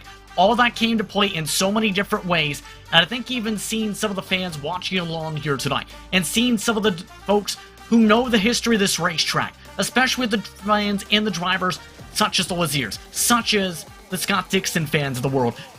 This is a racetrack that breeds lots of intrigue for a reason. Well, and the next time we're racing Phil Kraus alluded to it. We go to the updated configuration of Watkins Glen International. Trip to upstate New York 2 weeks from now. Same time, same place. Join us for round 7. The Butt Kicker Grand Prix of Watkins Glen. Going to be fascinating to see how the IndyCars take to this updated surface, this updated curb, and some of the new track limits as well. We should see a fantastic race. And if Silverstone's anything to go by, you see the first sector here, how fast, how flowing it is. If we saw chaos at Silverstone, we'll likely see chaos once again when we head to round 7 of the 2022 Lionheart IndyCar Series. That wraps things up, though, from the Nashville Superspeedway. Before we say goodbye, we'd like to thank those that make this possible, starting with the title sponsor of the Lionheart IndyCar Series. You're passionate about sim racing, but it always feels a little flat compared to the feeling of driving a real car.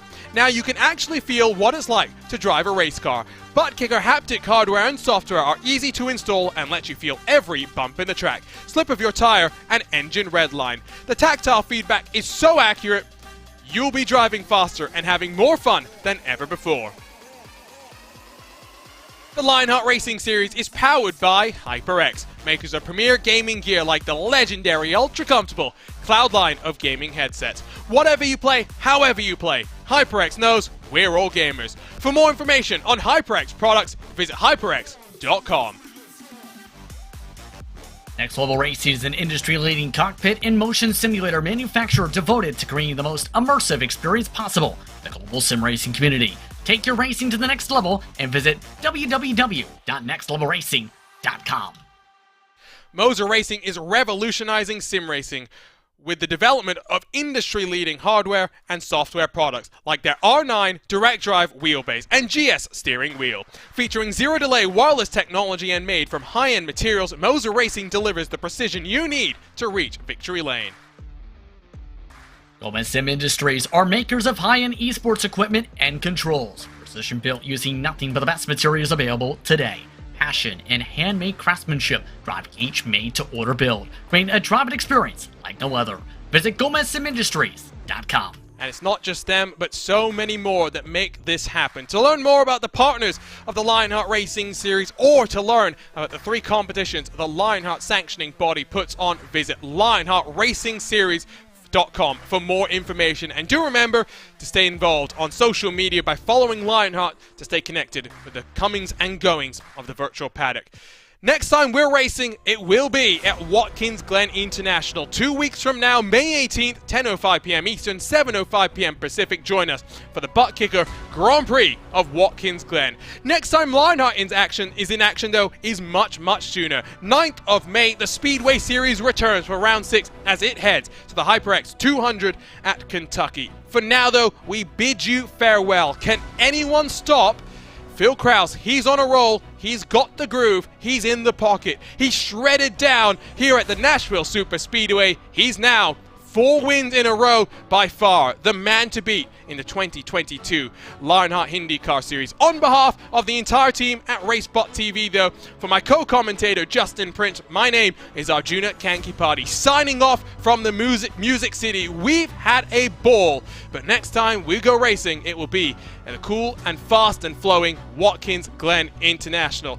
We'll see you soon. Enjoy the rest of your racing week.